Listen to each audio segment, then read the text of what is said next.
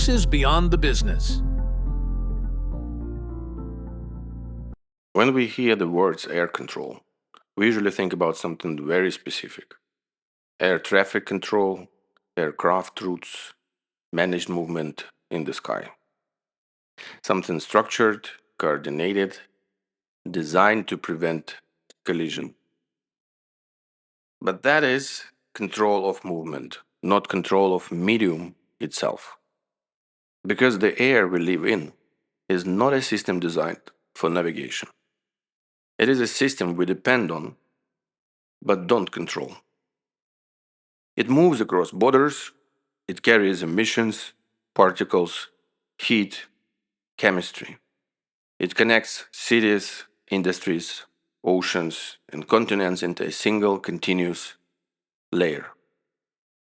And yet, when it comes to governing this system, we approach it as if it can be divided, as if it can be managed locally, as if control exists. This episode is not about controlling traffic in the air, it is about something far less visible. Whether the air itself, as an environmental system, is actually controllable, or whether what we call control is something else entirely. If air were a system designed by humans, it would have clear boundaries, defined ownership, and a central authority. But none of that exists. Air is governed through a distributed system of institutions, none of which controls the whole.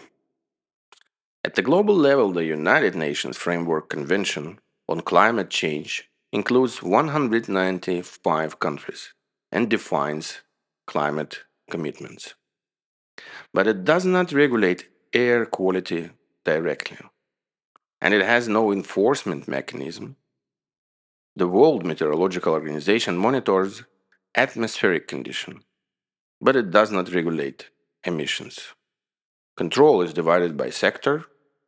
Aviation is regulated separately. Shipping is regulated separately. Industry is regulated at national level. Each system manages a part. None manages the whole. At the regional level, frameworks become more structured. The European Union operates the EU emissions trading system, covering approximately 40% of emissions. But even this system is incomplete. Shipping integration only began recently. Full coverage does not exist. At the national level, agencies define standards and enforce limits. But these systems stop at borders, and air does not. There is no global authority that governs the atmosphere, no unified framework that integrates emissions, transport, and exposure. This is not a missing element, this is the structure itself. Governance exists, but only in fragments. Governance assumes systems can be contained, and air cannot. In 2023, wildfire smoke from Canada affected more than 100 million people.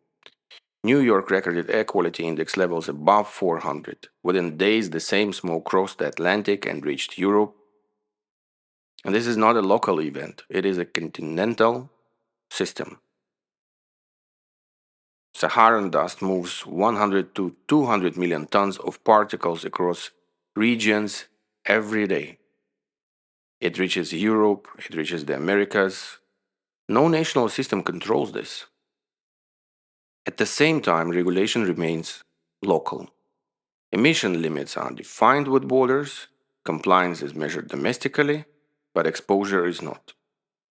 According to European data, up to 20-30% of particulate pollution can originate outside national territory. This creates a measurable contradiction. A country can meet its targets and still experience polluted air because the system is not driven by borders, it is driven by movement. And this is where control begins to break. If governance does not fully control the system, then control must sit elsewhere. And it does. In infrastructure, in energy systems, in industrial capacity. Between 2022 and 2024, more than 30 LNG projects were accelerated across Europe. These assets will operate for 20-30 years. They define future emissions, regardless of short-term policy changes. In the United States, oil production exceeded 13 million barrels per day. This is not a policy, this is output. Global shipping carries around 90% of world trade. It contributes 2-3% of emissions. But it defines how emissions move across the system. And it operates largely outside national environmental control frameworks. They are regulatory standards. But routine, fuel choice, and operational decisions are driven by cost, not air quality. Industrial clusters reinforce this structure. Production is concentrated. Impact is distributed. At the same time, control is concentrated. A relatively small number of companies influence large portions of global energy and industrial output. And their decisions define emissions for decades. This is not governance, this is system design. Governance sets limits, infrastructure sets reality. The assumption is simple. If systems are regulated, outcomes will follow.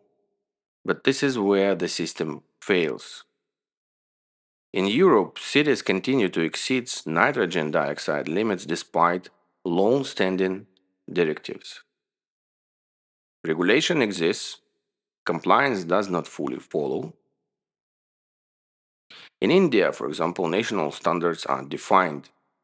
Delhi regularly records air quality index levels above 300. Hazardous, persistent. This is not absence of policy. It is inability to enforce under economic pressure. China presents a different case. PM 2.5 decreased by more than 30% over several years. But ozone increased. Air improved and deteriorated at the same time.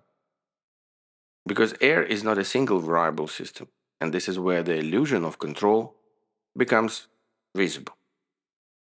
We regulate emissions, we measure pollutants, but we don't control outcomes. Because outcomes depend on interaction, temperature and chemistry, transport, time, and time introduces delay. Infrastructure operates for 20-30 years. Policy cycles last 4-5 years. Atmospheric response can take decades, which means control is applied now and visible outcomes appear later or don't align at all. And there is another layer that is rarely included in governance frameworks. Military missions are often excluded from national reporting systems, despite their scale. Certain supply chains operate under limited transparency. And even critical elements such as helium supply depend on a small number of production regions, which means disruption in geopolitics can affect systems that are not even considered part of air governance. This is not a gap, this is a blind spot. Control assumes visibility, but parts of the systems are not fully visible. Even where control exists, it depends on enforcement. And enforcement is uneven. More than 90% of the global urban population is exposed to polluted air. despite regulation. More than 2,500 environmental legal cases have been filed globally. This is enforcement moving into courts. But legal action is reactive. It happens after failure, not before. At the same time, enforcement varies across regions. Some apply strict standards, others cannot. Even within strong system, enforcement is flexible. Industries receive allowances, deadlines are extended, exceptions are granted. Because air quality is not the only priority, it competes with energy, with industry, with economic stability. And this is where the system reaches its limit. Not because rules does not exist, but because they cannot be applied equally across a system that is economically and politically uneven. Air is not unmanaged, but it is not controlled as a system and it is governed in fragments. It moves as a whole, it is shaped by infrastructure that operates beyond regulation. And parts of it are not fully visible. Control exists but does not operate at system level because the system itself cannot be contained. And this defines the limit.